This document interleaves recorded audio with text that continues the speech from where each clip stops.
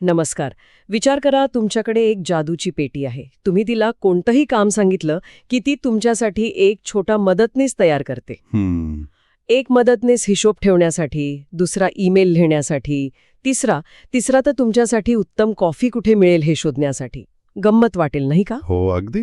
पण आज आपण ज्या तंत्रज्ञानाबद्दल बोलणार आहोत ते काहीसं असंच आहे.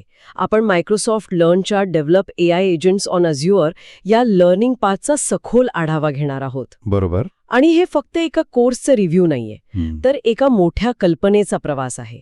एका लहान मदतनीसापासून ते एका पूर्ण डिजिटल टीमपर्यंत. अगदी बरोबर. आणि या प्रवासाचा मूळ विचार समजून घेणं महत्वाचं आहे. AI एजंट्स म्हणजे बुद्धिमान ॲप्लिकेशन्सची पुढची पिढी. पण बुद्धिमान म्हणजे नेमकं काय? हाच मुद्दा आहे. आपण आपल्या फोनमधल्या ॲप्सना सूचना देतो, म्हणजे इन्स्ट्रक्शन्स. मला मुंबई ते दिल्ली विमान तिकीट दाखव. हो. पण एजंटला आपण ध्येय देतो, एक गोल. माझ्या पुढच्या महिन्याच्या दिल्ली दौऱ्याचं नियोजन कर. अच्छा. या 2 वाक्यांमधला फरक खूप मोठा आहे. दुसऱ्या वाक्यात एजंट स्वतः विचार करतो, तिकीट कधीचं बुक करायचं, हॉटेल कोणतं निवडायचं, बैठकांमध्ये येण्या-जाण्यासाठी कॅब कशी बुक करायची, हे सगळं तो ठरवणार. एक्झॅक्टली. हा सूचना पाळण्यापलीकडचा प्रवास आहे. म्हणजे आपण त्याला काय करायचं हे सांगण्याऐवजी काय मिळवायचं हे सांगतो आणि बाकी तो स्वतः बघून घेतो. चला तर मग या प्रवासाला सुरुवात करूया. आणि बघूया की हा एकटा मदतनीस एका पूर्ण टीममध्ये कसा बदलतो. पहिला टप्पा अर्थातच ओळख करून घेण्याचा. Get started with AI agent development on Azure. हो. नावाप्रमाणेच ही आपली ओळख परेड आहे. हो, अगदी तसंच. हे मॉड्यूल म्हणजे पायाभरणी आहे. AI एजंट म्हणजे काय, ते पारंपरिक सॉफ्टवेअरपेक्षा वेगळे कसे आहेत, या सगळ्या बेसिक गोष्टी. हो. पण सर्वात चांगली गोष्ट म्हणजे हे फक्त थेअरी नाही. मायक्रोसॉफ्टने इथे फाउंड्री नावाचं एक पोर्टल दिलं आहे. ओके. जिथे तुम्हाला पहिल्याच दिवशी एक छोटा एजंट तयार करून आणि त्याची चाचणी करून बघायला मिळतो. वा. म्हणजे पोहायला शिकवण्याआधी तुम्हाला पाण्यात उतरवून लगेच एका सुरक्षित ट्यूबचा आधार दिला जातो. हे महत्वाचं आहे, कारण अनेकदा अशा गोष्टी फक्त कागदावरच भारी वाटतात, पण इथे पहिल्याच दिवशी हातात खेळणं मिळतंय. बरोबर. यामुळे हे सगळं हवेतलं वाटतंय असं न होता, अरे वा, हे तर मी पण करू शकते असा आत्मविश्वास येतो. अगदी. पण हे तर एका तयार पोर्टलमध्ये होतं. आता प्रश्न असा आहे की जर आपल्याला स्वतःचा अधिक शक्तिशाली एजंट बनवायचा असेल तर त्यासाठी कोणती साधनं उपलब्ध आहेत? बरोबर. आणि इथेच आपण पुढच्या 2 महत्वाच्या मॉड्यूल्सकडे येतो, जे एजंट बनवण्याचे 2 वेगवेगळे मार्ग दाखवतात. अच्छा, 2 मार्ग. हो. एक आहे मायक्रोसॉफ्ट फाउंड्री एजंट सर्व्हिस आणि दुसरा आहे Microsoft foundry extension in visual studio code. Okay. सोप्या भाषेत सांगायचं तर हे म्हणजे एक तयार रेस्टॉरंटमधून पिझ्झा ऑर्डर करणे विरुद्ध स्वतःच्या स्वयंपाकघरात पिझ्झा बनवणे यासारखं आहे. हां. म्हणजे फाउंड्री एजंट सर्व्हिस म्हणजे तयार पिझ्झा मागवणं. पटकन आणि सोपं. अगदी. फाउंड्री एजंट सर्व्हिस ही एक अशी सेवा आहे जी तुम्हाला एजंट बनवण्यासाठी तयार प्लॅटफॉर्म आणि साधनं देते.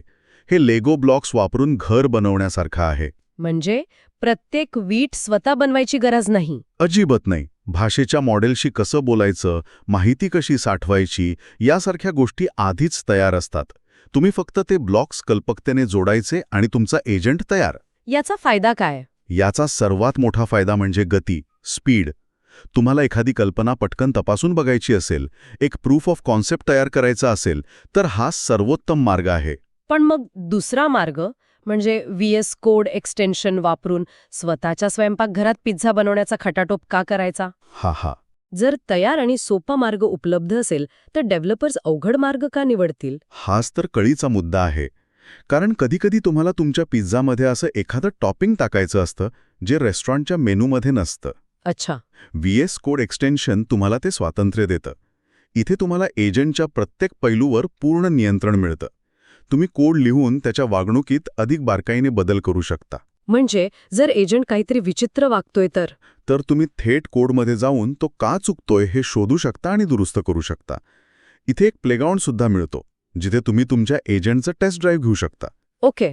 निवड फक्त सोपं विरुद्ध अवघड अशी नाहीये, तर ती आहे रणनीती म्हणजे स्ट्रॅटेजी विरुद्ध गती म्हणजे स्पीड. जेव्हा तुम्हाला तुमच्या एजंटमध्ये काहीतरी खास प्रोप्रायटरी लॉजिक टाकायचं असेल, जे तुमचं सिक्रेट सॉस आहे, तेव्हा तुम्हाला हे नियंत्रण हवं असतं. अगदी बरोबर. बघायचं असेल तर सर्व्हिस वापरा, पण काहीतरी खास आणि तुमच्या मालकीचं बनवायचं असेल तर एक्सटेन्शन वापरा. करेक्ट. ठीक आहे. समजा आपण आपला एजंट बनवला, पण तो सध्या एका बंद खोलीत बसल्यासारखा आहे. त्याला बाहेरच्या जगाशी काही देणं घेणं नाही. त्याला नवीन कौशल्य कशी शिकवायची?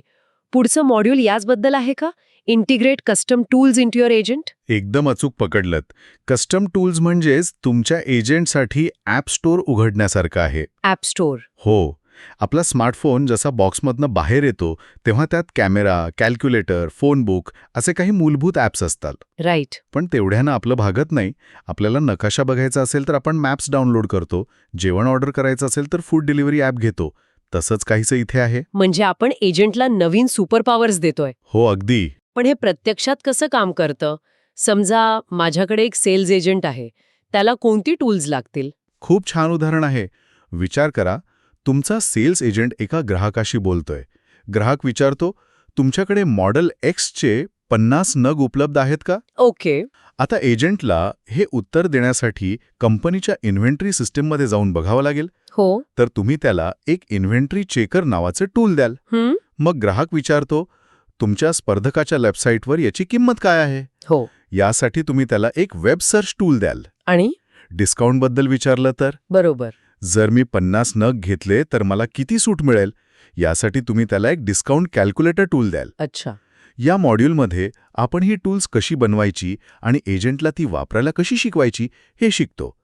या टूल्सशिवाय एजंट फक्त एक हुशार चॅटबॉट आहे, पण टूल्समुळे तो एक खराखुरा कामाचा मदतनीस बनतो. हे ऐकायला तर खूप प्रभावी वाटतंय, पण यात एक धोका पण आहे. काय? एकटा सेल्स एजंट आता खूप काम करतोय. इन्व्हेंटरी तपासतोय, वेब सर्च करतोय, हिशोब करतोय. एकाच व्यक्तीवर जास्त भार टाकल्यासारखं वाटत नाही का? तो गोंधळून धीमा होऊ शकतो. अगदी बरोबर. आणि तुम्ही नकळतपणे पुढच्या सर्वात मोठ्या आणि महत्वाच्या कल्पनेला हात घातला आहे. म्हणजे? Multi agent solutions. एखादं मोठं आणि किचकट काम एकाच एजंटवर सोपवण्याऐवजी आपण वेगवेगळ्या कामांसाठी तज्ज्ञ असलेले छोटे छोटे एजंट्स तयार करतो. आणि त्यांची एक टीम बनवतो. एक्झॅक्टली. हे म्हणजे अव्हेंजर्स सारखं आहे. जेव्हा एखादा मोठा धोका येतो तेव्हा आयर्न मॅन, हल्क, थॉर सगळे एकत्र येतात. प्रत्येकाची खासियत वेगळी असते आणि ते मिळून काम करतात. अगदी. वा. म्हणजे आता आपण आपल्या एका मदतनीसाची एक पूर्ण डिजिटल टीम बनवणार आहोत. मग ही टीम कशी दिसेल? उदाहरणार्थ, जर कंपनीला एका नवीन शहरात ऑफिस उघडायचं असेल तर ही एजंट्सची टीम काय करेल? उत्तम प्रश्न. या कामासाठी आपण एक टीम तयार करू शकतो. एक रिअल एस्टेट एजंट असेल जो फक्त त्या शहरातल्या जागा शोधण्याचं आणि त्यांच्या किमती तपासण्याचं काम करेल. ठीक आहे. दुसरा HR एजंट असेल जो त्या शहरात किती कुशल कामगार उपलब्ध आहेत आणि त्यांचे सरासरी पगार काय आहेत यावर संशोधन करेल. तिसरा लीगल एजंट असेल जो तिथे ऑफिस उघडण्याचे कायदेशीर नियम आणि परवानग्या तपासेल. आणि या सगळ्यांवर लक्ष ठेवायला कोणीतरी? बरोबर. या सगळ्यांवर एक प्रोजेक्ट मॅनेजर एजंट असेल जो या सगळ्यांकडून माहिती गोळा करून एक अंतिम अहवाल तयार करेल. हे तर अविश्वसनीय आहे. पण मग हे सगळे एजंट्स एकमेकांशी बोलतात कसे? त्यांच्यात कामाचं वाटप कसं होतं? कोणीतरी त्यांना सांगावं लागेल ना की कोणी काय करायचं. म्हणजे त्यांचा कॅप्टन अमेरिका कोण आहे? इथेच ऑर्केस्ट्रेशन ही संकल्पना येते का? अगदी. तुम्हीच संगीतकार आहात आणि ही तुमची AI सिम्फनी आहे. वा. ऑर्केस्ट्रेशन म्हणजे तुमची एजंट्सची टीम एकमेकांशी कशा प्रकारे संवाद साधेल आणि काम कसं वाटून घेईल ह्याचे नियम ठरवणे. ऑर्केस्ट्रासारखं? हो. ऑर्केस्ट्राचा संगीतकार जसं ठरवतो की आधी व्हायोलिन वाजेल, मग पियानो आणि मग सगळे मिळून एकत्र वाजवतील, तसंच काहीसं इथे आहे. यात वेगवेगळे पॅटर्न्स असतात का? हो, नक्कीच. काही कामं एकामागोमाग एक होतात, ज्याला आपण सिक्वेन्शियल म्हणतो. म्हणजे रिअल इस्टेट एजंटने जागा शोधल्यावरच HR एजंट आपलं काम सुरू करेल. अच्छा. काही कामं एकाच वेळी होतात, कणकरंट. म्हणजे लीगल एजंट आणि HR एजंट आपापली कामं समांतरपणे करू शकतात. आणि काही कामांसाठी सगळे एकत्र येऊन ठरवतात. हो. काही कामांसाठी सगळे एजंट्स एकत्र येऊन ग्रुप चॅट करून निर्णय घेतील, जसं एखाद्या महत्त्वाच्या मीटिंगमध्ये होतं. Orchestrate a multi agent solution. या मॉड्यूलमध्ये आपण हे ऑर्केस्ट्रेशन कसं करायचं हे शिकतो. ठीक आहे. म्हणजे आता आपल्याकडे एजंट्सची एक टीम आहे, त्यांच्याकडे टूल्स आहेत आणि ते एकमेकांशी कसे बोलतील हे ठरवणारा एक ऑर्केस्ट्रेटर पण आहे. बरोबर. पण या टीमला लागणारी सगळी टूल्स त्यांना आधीच देऊन ठेवावी लागतात का? म्हणजे प्रत्येक एजंटला स्विस आर्मी नाईफ सारखं सगळी हत्यारं सोबत बाळगावी लागतात? यामुळे ते जड आणि धीमे होणार नाहीत? खूप छान प्रश्न. आणि याचं उत्तर पुढच्या मॉड्यूलमध्ये आहे. Integrate MCP tools. MCP? हो, MCP म्हणजे मायक्रोसॉफ्ट कनेक्शन प्रोटोकॉल. हे खूप शक्तिशाली साधन आहे. याला तुम्ही एजंट्ससाठीचं टूल रेंटल शॉप समजू शकता. Tool rental shop? म्हणजे भाड्याने हत्यारं घ्यायची? अगदी. म्हणजे एजंटला सगळ्या प्रकारची अवजारं स्वतःच्या बॅगेत घेऊन फिरायची गरज नाही. जेव्हा त्याला एखाद्या विशिष्ट हत्याराची गरज लागेल तेव्हा तो ते भाड्याने घेईल, वापरल आणि काम झाल्यावर परत करेल. एक्झॅक्टली. उदाहरण देऊन सांगाल का? नक्कीच. विचार करा की एक ट्रॅव्हल एजंट आहे जो जगभरातील पॅकेजेस बुक करतो. त्याला प्रत्येक देशाच्या चलन दरांची, व्हिसा नियमांची, स्थानिक टॅक्सी सेवांची माहिती कायम स्वतःकडे ठेवण्याची गरज नाही. हो, ते तर खूप डेटा होईल. बरोबर. जेव्हा एखादा ग्राहक अर्जेंटिनाचं पॅकेज विचारेल तेव्हाच तो MCP वापरून अर्जेंटिनामधल्या स्थानिक व्हिसा चेकर एजंटला किंवा करन्सी कन्व्हर्टर टूलला शोधू शकतो. आणि काम झालं की सोडून देऊ शकतो. हो, वापरू शकतो आणि सोडून देऊ शकतो. यामुळे मूळ ट्रॅव्हल एजंट हलका, जलद आणि अधिक कार्यक्षम राहतो. त्याला फक्त त्याचं मुख्य काम म्हणजे पॅकेज विकण्यावर लक्ष केंद्रित करता येतं. हे तर खूपच हुशारीचं आहे. म्हणजे गरज पडेल तेव्हाच साधनं शोधायची. आता मला एक सुरुवातीचा मुद्दा आठवतोय. आपण सर्व्हिस आणि एक्सटेन्शन फ्रेमवर्क या 2 मार्गांबद्दल बोललो होतो. इथे मायक्रोसॉफ्ट एजंट फ्रेमवर्क नावाचं एक वेगळं मॉड्यूल आहे. आपण आधीच यावर बोललोय, मग इथे नवीन काय आहे? खूप चांगला प्रश्न आहे. आपण आधी याकडे एक एजंट बनवण्याच्या दृष्टिकोनातून पाहिलं. पण आता विचार करा की तुम्हाला ॲव्हेंजर्सची पूर्ण टीम बनवायची आहे. ती पण तुमच्या स्वतःच्या नियमानुसार. ओके. एजंट सर्व्हिस तुम्हाला तयार सुपरहिरो देतं, पण एजंट फ्रेमवर्क तुम्हाला सुपर पॉवरचे सुटे भाग देतं. अच्छा. म्हणजे मी ठरवणार की माझ्या आयर्नमॅनचा सूट कसा असेल आणि थॉरच्या हातोडीत अजून कोणती शक्ती असेल. अगदी बरोबर. जेव्हा तुम्ही एक मोठी, गुंतागुंतीची आणि तुमच्याच व्यवसायासाठी अत्यंत महत्त्वाची अशी मल्टी एजंट सिस्टम बनवत असता, जिथे प्रत्येक एजंटचं वागणं माझ्या नियंत्रणात हवं असेल, तेव्हा तुम्ही फ्रेमवर्क वापरता. हे जास्त वेळखाऊ आहे, पण तुम्हाला अमर्याद स्वातंत्र्य देतं. कळलं. आणि आता आपण या प्रवासाच्या शेवटच्या टप्प्यावर आलो आहोत. आत्तापर्यंत आपली टीम आपल्याच कंपनीत काम करत होती. हो. पण काय होईल जर आपल्या टीमला बाहेरच्या जवळच्या तज्ज्ञांची मदत लागली तर? इथेच डिस्कवर ॲझ्युअर AI एजंट्स विथ A2A हे मॉड्यूल येतं का? हे A2A म्हणजे काय? A2A म्हणजे एजंट टू एजंट प्रोटोकॉल. ही कल्पना या सगळ्या प्रवासाचा कळस आहे. याला तुम्ही एजंटसाठीचं लिंक्डइन समजू शकता. लिंक्डइन? खरंच? हो. जसं आपण लिंक्डइनवर जातो आणि आपल्याला हवा असलेला तज्ज्ञ शोधतो, उदाहरणार्थ मार्केटिंग एक्सपर्ट किंवा डेटा सायंटिस्ट, तसंच इथे एक एजंट दुसऱ्या एजंटला त्याच्या कौशल्यानुसार शोधू शकतो. एक मिनिट. म्हणजे माझा एजंट दुसऱ्या कंपनीच्या किंवा दुसऱ्या देशातल्या एजंटशी थेट बोलू शकतो आणि त्याच्याकडून काम करून घेऊ शकतो? हो, अगदी तसंच. समजा तुमच्या टीमला एका महत्त्वाच्या डॉक्युमेंटचं जापानी भाषेत भाषांतर करायचंय, पण तुमच्या टीममधल्या कोणालाही जापानी येत नाही. ओके. तर तुमचा प्रोजेक्ट मॅनेजर एजंट A2A वापरून जपानमधल्या एका ट्रान्सलेशन एजंटला शोधेल, त्याच्याशी संवाद साधेल. हो, त्याला कामाचे पैसे देण्याचं ठरवेल आणि त्याच्याकडून काम करून घेईल.